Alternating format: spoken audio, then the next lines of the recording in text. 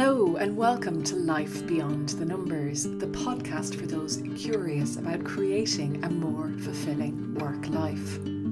Every business boils down to two basics, people and money. Here we focus on the human side. Numbers matter, but people matter most, and people drive performance. I'm Susan Nichriadon, your host, a coach, consultant, facilitator, and author of Leading Beyond the Numbers. It brings me joy to speak to people and explore together how, although we share many similarities as humans, each of us navigates the world through our own unique lens. This adds intricacy to our interactions and contributes to both the depth and difficulties of interpersonal relationships. Join us for stories, strategies, and insights to help you lead your life beyond the numbers. Well, today I'm kind of excited actually to welcome Beth Sherman to Life Beyond the Numbers. Beth, you're so welcome. Oh, it's my pleasure to be here. Thanks for having me, Susan. And before we kick off, I'd just like to say a special thanks to Helen Joy for introducing us. And it's quite apt, actually, that this is, well, we'll talk about humour and we'll get into humour, but Helen and I bonded over laughter. We shared a lunch together where we laughed so much that the bond between us was just there, and we've worked together ever since. So I think it's quite appropriate that she would introduce me to you. And I love Helen for that same reason. I met her a few times before I discovered that she had a sense of humor, because we met in sort of a professional setting, or in the setting of a professional association. And I was not, but she was on her best behavior. And then when the wall came down, oh, what a great discovery. Absolutely. Why does the wall go up, Beth? What makes us want a wall in settings? Well, I mean, I think it was best behavior. Maybe wall isn't the best description of it. I have the benefit of being someone who is professionally funny. Not that necessarily that I have the skill, but because the things that I talk about, this was the Professional Speakers Association. And as a speaker, I talk about humor and how to use humor for connection. So I kind of have license to go in and be myself. Not that everyone else doesn't, but it's definitely not something I have to second guess. So when I want to make a good impression, that means I need to make people laugh or simply smile. That's me making a good impression, and I guess a little bit of credibility, because you can tell people you're funny, but it's a lot easier to just make them smile and more effective. And I think Helen and other people who work in management, things like that, the instinct, probably rightly so, is let me present myself as an adult. Let me present myself, and then let me read the room first. So it's not a huge wall, but it's a professional pause. It's a diagnosing the situation first. Yeah. But I'm not capable of it. But no, it's interesting because I think bringing some humor into our workplaces could make a huge difference. And there is something about perhaps we don't expect our CEOs or our politicians, I remember talking to somebody else about this, to stand up and make jokes. We want them to be serious. We want them to take everything seriously. But then it diminishes everybody else's ability sometimes to have a laugh. Yeah. And look, I don't want my politicians standing up and telling jokes. As someone who is professionally funny, I don't want that. But when it comes to leadership, I think it's also defining what we mean by humor. There are situations where, yeah, if I'm on a comedy club stage, I'm telling jokes. But in leadership and in professional situations, it's a matter of just getting a smile. And there are lots and lots of ways you can do that. So it's not necessarily telling jokes. It's certainly not people trying to do bad stand-up. The world doesn't need more comedians. It certainly doesn't need more bad comedians, because it can certainly undermine your credibility. But one of the most important things in comedy is self-awareness. And again, it's self-awareness, not being self-deprecating. There's a difference. Being self-deprecating is specifically is putting yourself down. Self-awareness is simply acknowledging what your audience might be thinking or noticing about you or about the situation, the broader situation. So in leadership or in business, having self-awareness is necessary, whether or not you're using it for humor, whether or not you're using it to get a laugh or a smile. Self-awareness as a leader is you have to know how you're coming across. You have to know how what you're saying is received. And so to be clear, and jokes from people, that's where you can also get into trouble with banter and things like that. But self-awareness is simply, if you're a leader and you have to, or you're middle management and you have to pass on a directive that you and everybody who works with you knows is bonkers or probably not the right way, I think you can still lead and acknowledge that. You don't have to necessarily sabotage or undermine the authority of the person above you, but there's a slight inflection of, well, we have the new instructions. Here's what they are. I mean, but that simple bit, you're really just acknowledging what everybody is thinking, but that creates a connection, and people don't have to be rolling on the floor, but it creates a smile, even if it's just kind of a quiet smile inside their own heads. They feel seen and heard and acknowledged, because there's nothing worse than someone talking at you. You just feel like humor is a way to say things between the lines. And sometimes in leadership, that's what people have to do, even if it's, this probably isn't a great idea, but I've been asked to do it. Or this customer is going to be difficult. I mean, these are the things that you're saying between the lines of, this isn't going to be fun, but it's necessary. But sometimes that's all it takes to change the tone of a situation or an interaction. Completely. And even as you were speaking, I could flash meetings through my head where people acknowledged something like that, and without saying something, but you knew that, oh, okay, so I'm not going crazy here. Other people get that this is a crazy idea. Yes, exactly. But that can go when you are the one who has to go and implement that crazy idea. That's important information to have so that you're not just quietly simmering while you're doing this thing, thinking, not to mention doubting yourself, because I would probably be thinking, I should have said something, and beating myself up for that, and then also just getting progressively angrier at everybody who's above me. But at least you would know that this person who's asked me to do it, maybe they're not in favor of it, but they probably have my back. So maybe they're going to help me problem solve if I need it. They won't be a brick wall to talk to, that they've put some thought into it.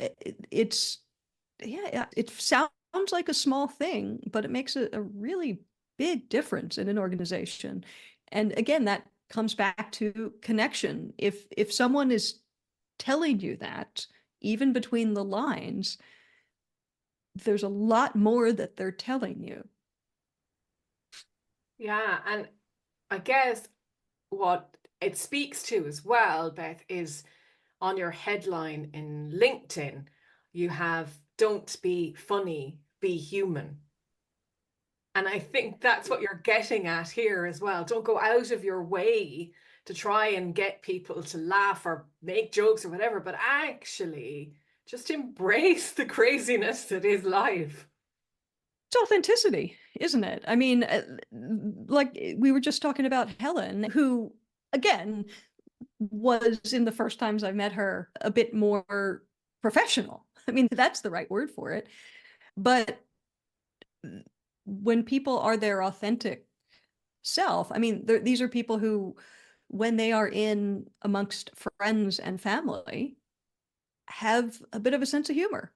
Well, I mean, we all do. Even if you don't consider yourself a funny person, we've all made someone laugh or smile. We've probably found our partner. I mean, that's why we fall for our partners often is because we feel connected to them. And usually humor is one of the big reasons. Sometimes alcohol is one of the other ones, but that's how They kind of help each there's other sometimes too. yeah, hey, there's a reason pickup lines tend to be funny, but it's authenticity, and people really respond to it. There is room for professionalism, but professionalism is being good at your job. That's a given. Don't be funny, be human is you don't have to force it. Have the sense of humor, have the ability to look at situations and see the humor in them that you do when you're outside of work. How often do you go home from work and you're sitting at the dinner table or saying to your partner or your family, you just wouldn't even believe what happened today? But hopefully, in that moment or the next day, hopefully that's also a moment that you've had with the people that you work with. And sometimes you don't need to spell it out. Sometimes it's just a look. But yeah, don't be funny. Don't force it. Don't try to be someone that you're not. Because people can see right through that also. If you're trying to be someone that you're not, whether it's being a comedian or being a manager or someone that's I'm a rule follower. It's like when teenagers try on different personalities, we all sort of look and go, uh-huh, yeah. um, but be just be who you are. Try to bring as much as you can of that when it comes to humor, try to bring that part of your personality into your work life. Lower the wall, lower the guard just a little bit, and try to get other people to lower their guard, because that's another thing that humor is great for. It's a way for people to just lower their guard a little bit. Yeah, and I think teams that laugh together, it's just a different dynamic because there's a bond that laughter brings. We talked about that at the beginning, but also there's a trust. I think that humor and that laughter enables trust. Yeah, and there's a lot of truth in humor, but if you look at teams that have the best sense of humor, often it's a very dark sense of humor. But if you look at first responders and people in the military, go to an emergency room or talk to some firefighters. Or there's I have a friend who I met through LinkedIn, lovely guy, but he, British commando, and one of his last jobs was he was the head of the British forces in Ukraine. So this is someone who to say he knows how to take things seriously is an understatement. But we had coffee and he talked about how he very intentionally used humor as a tool in his leadership. Well, it's a tool for resilience because you come back from a mission and it's a way to release tension. If everyone's at an 11, you have to bring it down before you can sort of really honestly talk about things. He also said that he found it a really useful tool in building connection. He'd served all over the world, but he'd be in situations with village elders and things like that. And this really tough guy with a really tough job, he had self-awareness and he understood that using humor to show a little bit of vulnerability, to not know the local custom, or to make a little bit of a show when he's sitting down to tea with someone in a tense situation, but understood that sort of pretending or maybe exaggerating slightly that he didn't know the local custom, but being willing to be that fish out of water. And again, Mr. Army Man Commando, so not a vulnerable guy, but he understood that that created connection. If you can get a smile from someone, it's hard to hate someone who makes you laugh or just smile. I mean, it worked for some people. It's possible, but but it's less. Yeah, it's harder, and especially now when things are so divided, especially in my country. If you can make someone smile, or if you can make a room laugh, or just have that little moment for that moment, everyone's on the same page. And that is a rarer and rarer thing, but it can be what builds the trust in the long term, but even just in the short term. Someone will continue listening to you, someone that they may have been sort of told or programmed that you're the bad guy. It's a way of building trust and get them to listen to you for another few minutes and hear your side, because you've sort of had that moment of authenticity and humanity and vulnerability. Absolutely. I think that's it, Beth, isn't it? You see the human in the person again, the person who you've heard is the monster or whatever, and suddenly you're laughing with them, and it lowers that judgment. And I think there's something about laughter as well, or smiling, that brings us into the present moment like nothing else. We're off in our heads wandering, and suddenly we sort of bring us that moment. There is a moment of presence where you're not worried about something and you feel joyful. It connects you with your childhood. Yeah. Well, it's an involuntary response. I mean, we can all fake it, but that genuine laughter, it's nice. And not to mention the fact it sends out all those happy chemicals, all the things. Clearly, I'm not a scientist, but it sends out all the happy chemicals, and they're literally the same chemicals that you get when you eat chocolate or have sex. It's less likely you're going to do those in the first few seconds of meeting someone. We've all tried, but chocolate eating only. Chocolate eating, yes. But laughter, you can get those chemicals going. I had a thought and then it disappeared. Yep, nope. The hormones took it away. Oh, they're devils, the hormones. They really are.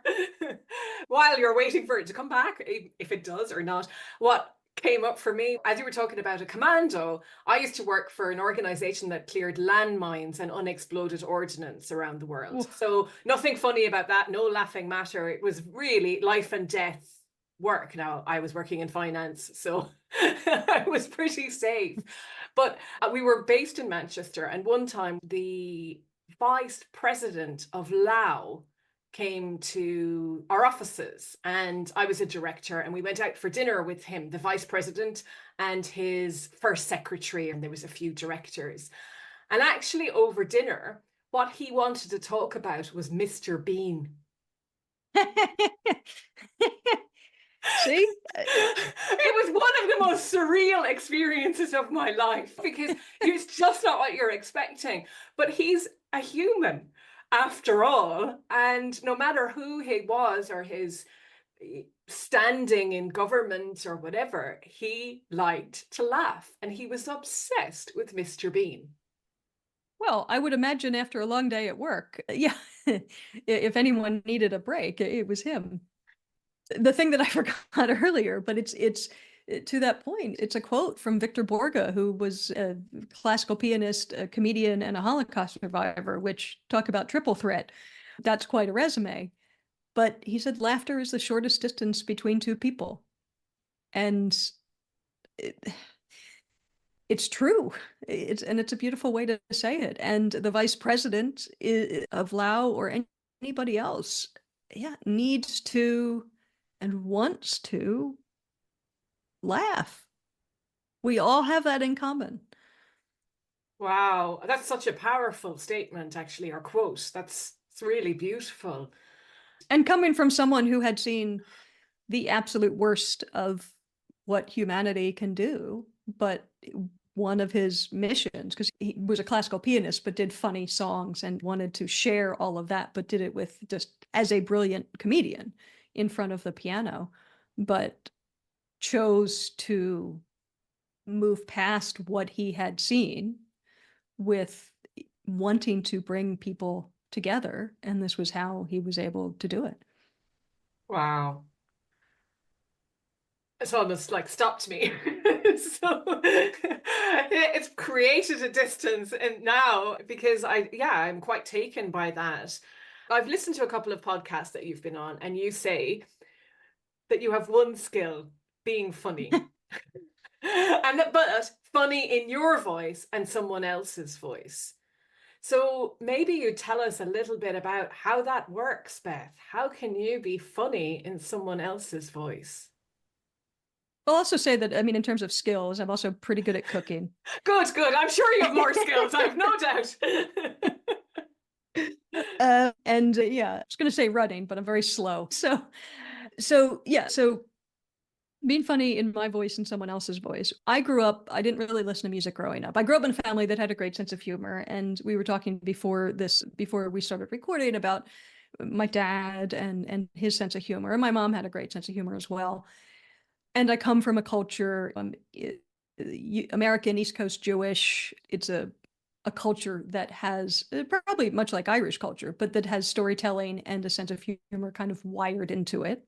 If you sit around the table, you better be able to keep up. And you also better have a very loud voice. My English wife always described any meal with my family as shouty. Why you speak? What? We're just talking. We're talking. Why is she upset? So growing up, I didn't really feel connected to music, but I discovered stand-up comedy. I grew up in the 80s when the stand-up comedy boom was happening in the US, and kind of fell in love with that. My mom liked going to flea markets. I hated it and was bored and was a sulky kid and teenager. And I realized, though, that there were comedy albums, record albums. Kids' record albums are big pieces of plastic that people used to put on a turntable and play. No kids listen to this show, don't worry. No, that's probably true. Yeah. And if they do, they probably know what records are if they're listening to a management podcast. Good on you if you are. So I would listen to comedy albums, and these were comedy albums that were recorded live, and the classics. And if you're watching the video, you can sort of see a few of my favorites in the shot behind me. So that's kind of how my brain was wired. I didn't have the guts to go on stage myself. I didn't really think of it in those terms, but once I discovered that being a comedy writer, writing sitcoms, writing television as a comedy writer, that was a job. It's the only thing I wanted to do. And I moved to California, and I worked my way up, and eventually that's the job I got to do. So as a comedy writer, working in a room with other comedy writers, and our entire job on sitcoms, everyone figures out the story together, and then one person goes and writes the draft, and then the draft comes back in, and you spend your day trying to make it funnier and more engaging in the voices of those characters. And that's where I was an assistant in that world, and my job was to take the notes and 1,000 jokes, and then you make sure that you have the one that the head writer said yes to, and then the few backups. This was before AI could sort of do all that for you. And so that skill is being funny in the voice of the character. And in that case, they are characters that are fictional. The first writing jobs I got were on what is considered in the US comedy variety. I was at Rosie O'Donnell had a show, and then I was at David Letterman and The Tonight Show with Jay Leno and Ellen. And those are shows that are 5 days a week. So in the UK, the equivalent would be, I guess, Graham Norton, but doing it 5 days a week, where about half the show is prepared comedy. Graham comes out and does maybe 3 or 4 monologue jokes and then sits down. But these are big percentage of the show is comedy before the guests come out. And on those shows, depending on the show, 6, 8, 10 of us, and our job they're hosted by a comedian, is to create a monologue in the voice of the comedian. Sometimes it's more stand-up-y, sometimes it's more current events, jokes about current events, topical comedy. And the skill set is for that, not just being funny, but being able to be funny in the voice of whoever is on camera for that show. It's a slight difference, but it's an important difference, because I have watched a lot of writers over the years come in and out of those rooms, and they were maybe hilarious stand-ups, but they just couldn't quite tailor it to someone else's voice, because the same observation might be funny, but it has to be in the voice of the person who's standing in front of the camera. During that time, I did finally get because I was working with a lot of comedians and was getting paid to be funny. So I finally got the courage to go up and do stand-up. So in addition to 27, 28 years as a comedy writer, I spent 15 of them also doing stand-up, and nights and weekends I would go to good clubs and around locally. And then during hiatus weeks on the show, I would go and travel across the US and do a week and here and there, and do the road is what it's called, and including military bases. And I even went to Iraq and did 2 weeks in Iraq. So basically my TV writing career is where I've channeled my ability to be funny into someone else's voice. And then as a stand-up, one of the adjustments I had to make was how to be funny in my own voice. I could write the joke as if it was for someone else, but then I had the opposite problem. How do I tailor that back to be, what the heck do I think? What do I think is funny about that situation? So that's where that weird little skill set came from. In my TV career lately, for the past few years, a lot of what I've been doing is working on award shows. So the Screen Actors Guild Awards a few times, the Oscars a couple of times, and there you have to write in the voice of whoever is the presenter for that particular category. So we basically write everything right up until, and the nominees are.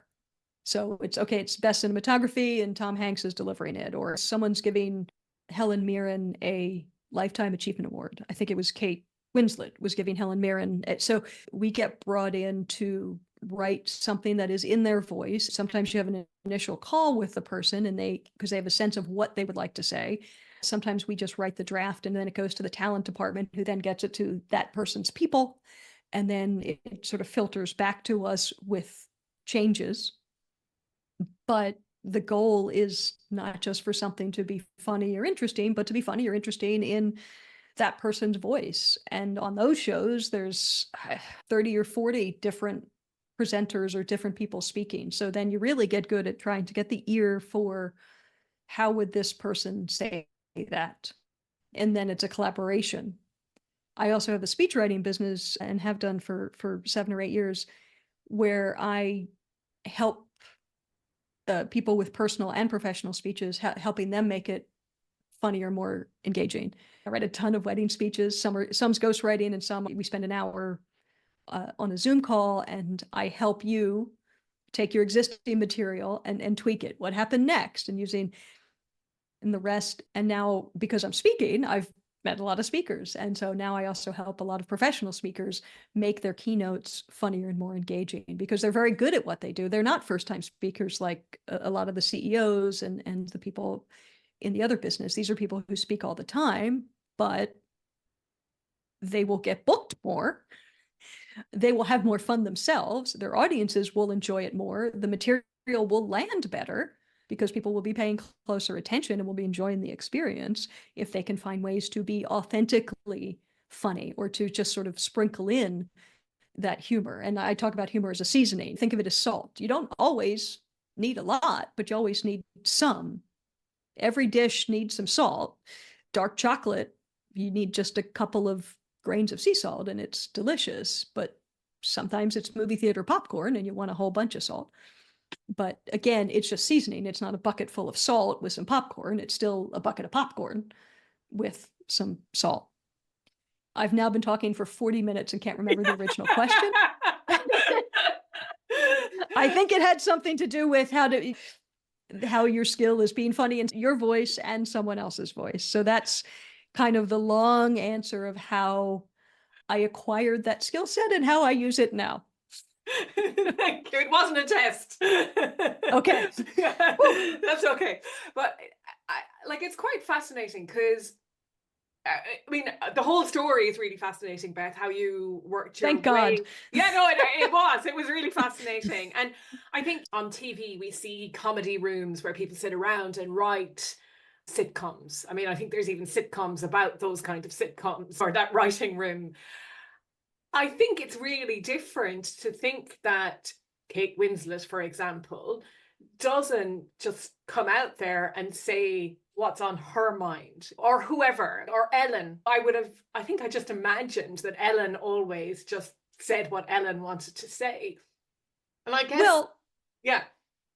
Well, I was going to say just to that, because a lot of people are surprised that shows like that have writers. And the thing is, these are people who have spent 20 or 30 years building a voice, building a career, and that's why they are hosting these shows.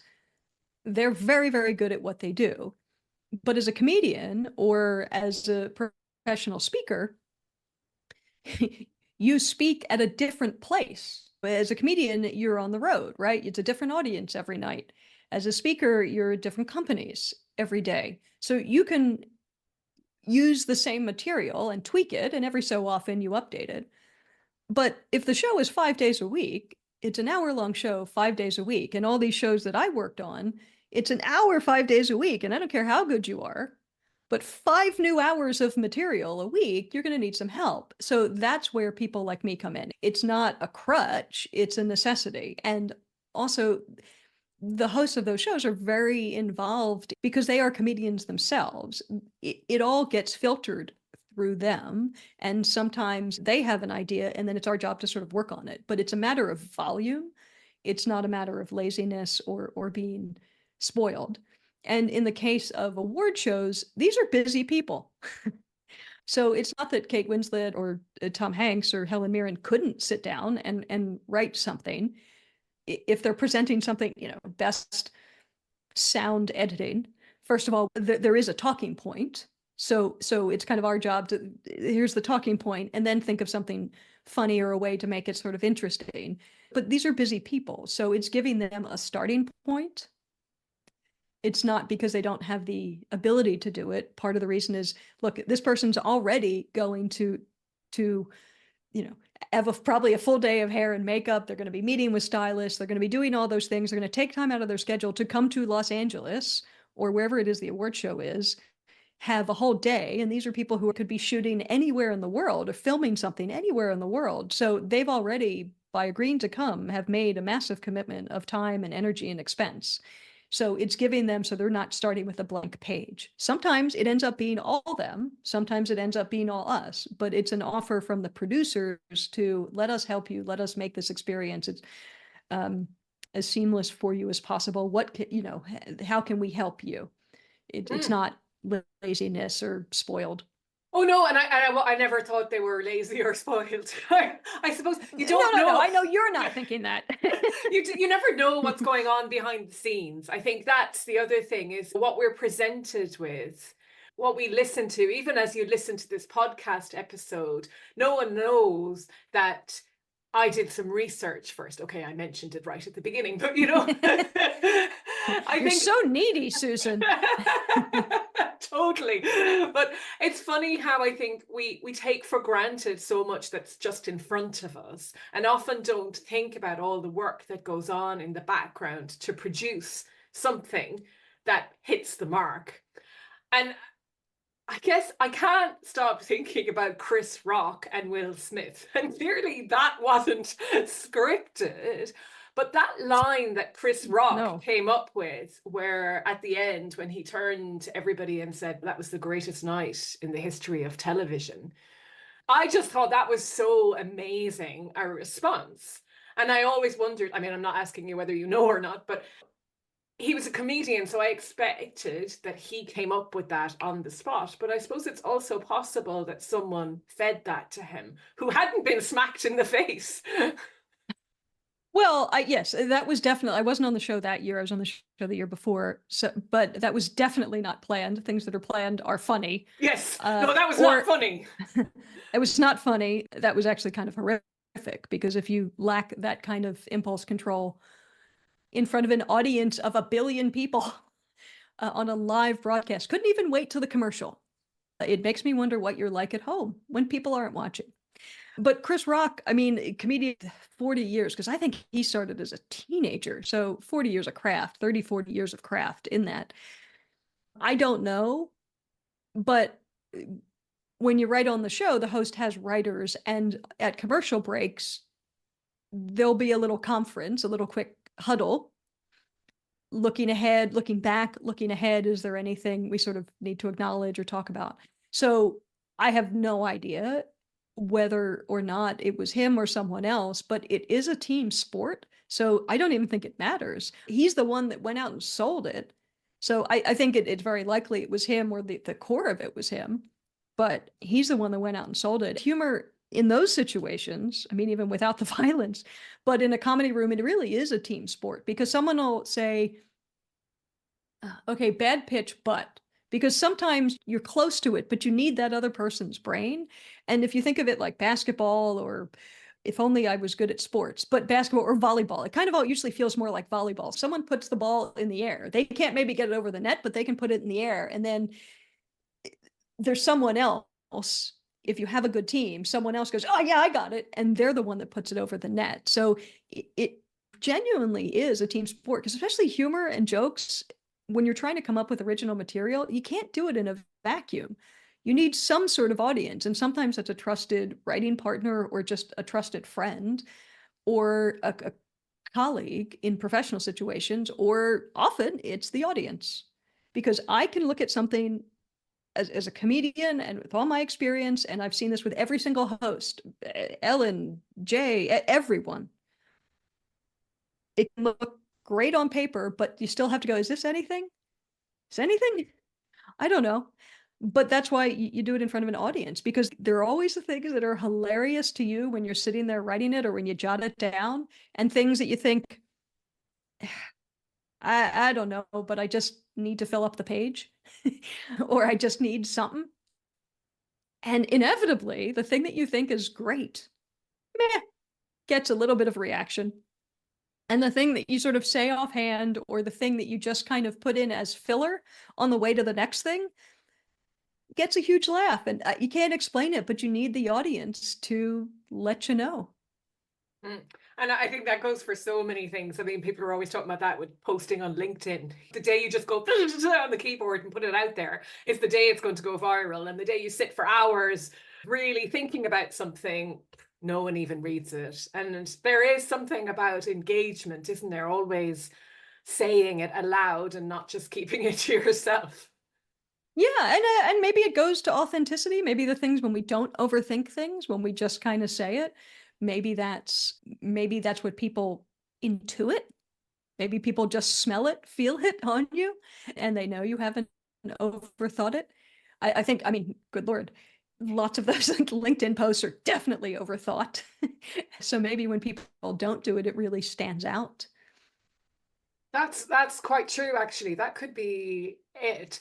And also, I think when you're not overthinking it, you're saying what's on your mind, you're just letting it out. And sometimes that's just the best way. And it's not even the authenticity almost, it's the unpolished, well, I suppose maybe that's authentic as well, the rawness. You just feel the emotion perhaps in somebody's post. It's vulnerability. And vulnerability doesn't have to be a sob story. Vulnerability can just be, I closed my thumb in the refrigerator. Here's what it looks like now. And that was one of my best posts. I really did. I closed my thumb and it blackened the nail, you know, when you get that. And uh, I literally, I reached in to get some cream and was too lazy to close the door, take 2 steps. And so I was kind of hanging on to it and thought, I mean, I'm 5 feet tall. Why I thought my wingspan was adequate, I don't know. But the door ended up kind of closing, and it just, the angle that it hit was just enough to get my thumb.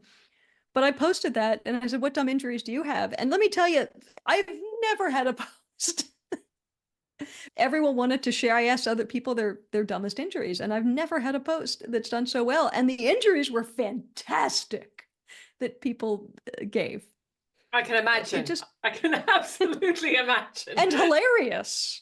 And hilarious, yeah. Yeah, because we all love to see who's been framed when people fall over backwards into the water or whatever it is. I mean, it just brings out again that childlike, it touches something inside us, doesn't it? To laugh at other people or with them, but kind of like, thank God that wasn't me.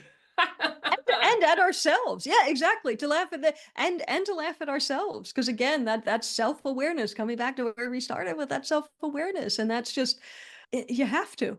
I mean, if you've ever seen someone sort of trip on the sidewalk and do that little stumble, not fall down, but do that little stumble, you can tell how they handle it. If they sort of smile, and you can tell they're thinking, well, I'm an idiot. Or some people just get really annoyed and then just keep going. You go, what's the matter with you?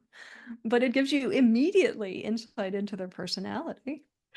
It does, it does.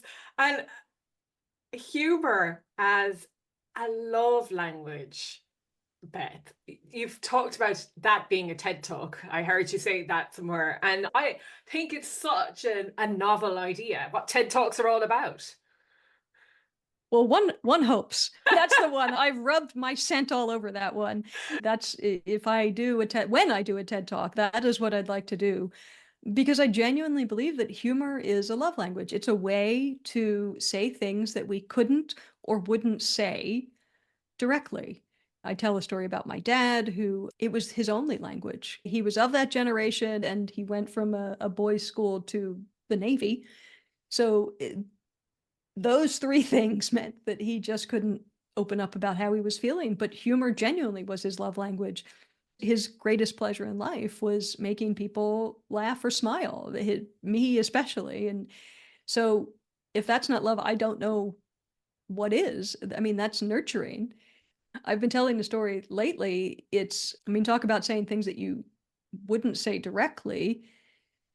It always stood out at me because I was waiting for a coffee one morning. I was on my way to a gig, and I'm in the train station waiting for a coffee, and the guy in front of me in line was just an absolute jerk to the kid behind the counter.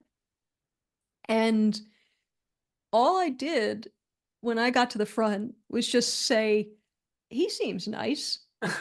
and it it made her smile. Yeah. It's not a hilarious joke. It was just sort of acknowledging what was going on. And when I thought about what I was saying with that, he seems nice. I was saying, I see you, want you to feel good. Those are things I definitely would not have said directly to the kid behind the counter at the Starbucks in Paddington Station, because that would be creepy. I see you. Oh, I want you to feel good. I mean, you can't say that to people. They'll drag you off in handcuffs. But you can still let that person know that what that guy was doing wasn't okay. I, I saw that. You were not the only one that saw that. Kind of, I have your back. I'm a total stranger to you. But those are important things, I think, to say to each other and to let people know. Absolutely. And changes that person's dynamic and how they might be for the rest of the day, because it's broken that tension, perhaps, where they were like Yeah, feeling like crap after somebody wasn't really nice to them. And then suddenly, yeah, like you say, you acknowledge they're human and they're there, and people shouldn't be like that to them.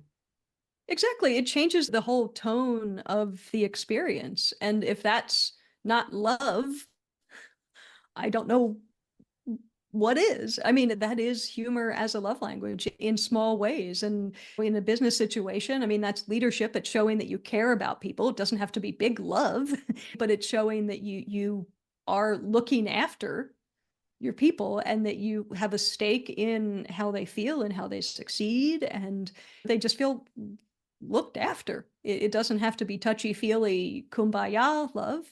It can just be nurturing in a professional situation. And I And sorry, and it's back to what we talked about at the beginning. Don't be funny, be human, because I think it makes you approachable. There's a level playing field about being humorous. And in fact, maybe the vulnerability is a good word, but there's something that even if you're not being vulnerable at the time that you have a bit of laugh with people, there's something that people just see that you're normal in inverted commas, because that's a big spectrum. well, yeah, it's commonality, Mm. right? Yeah, it's commonality, which is just a key principle, I think, in anything. It's, yeah, like you said, it levels the playing field, and it's such an efficient way to do that. How long did it take for me to say he seems nice? I don't even know if that's a second. Is that 2 seconds? But the ability to to transmit so much information in such a short time, I mean, that's a good skill set to have. And the other, I mean, separate from leadership, talk about sales with new customers. I mean, it's a great way to break the ice and to find that commonality with a potential client really, really quickly, and to connect on a human level. And those are the sorts of things. You're telling someone a lot about yourself. You're creating a connection. You're also telling them about yourself. And one of those things I think that you're telling them, if you can see the humor in a situation, and if you can laugh at yourself, if you can take the situation seriously, but not yourself seriously, you're letting people know that you're easy to work with and you're pleasant to work with. So when it comes to sales, and it's people, we're all human. We want to work with the person who makes life easy, who makes things pleasant.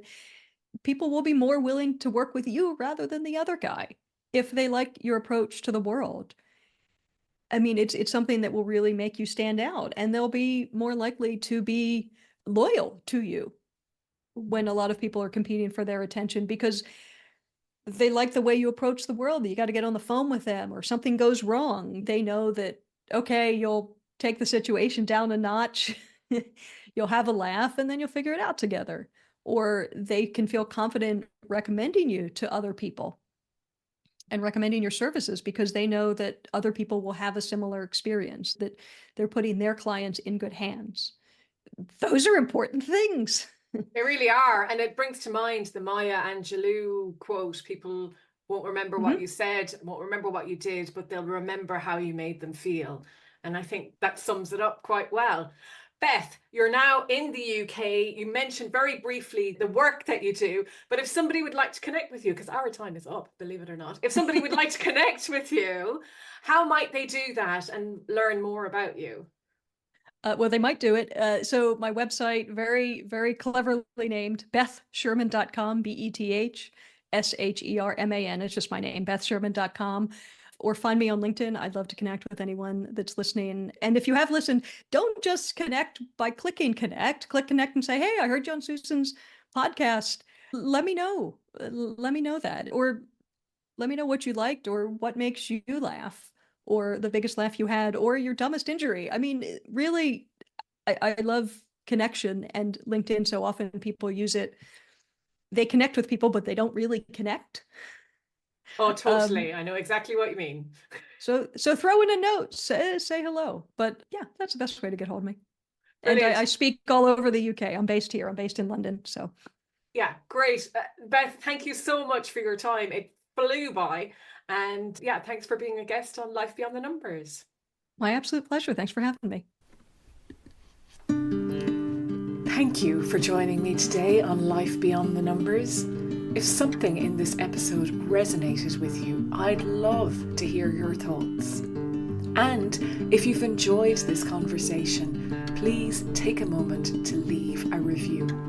It helps others like us discover this podcast and join in our conversation.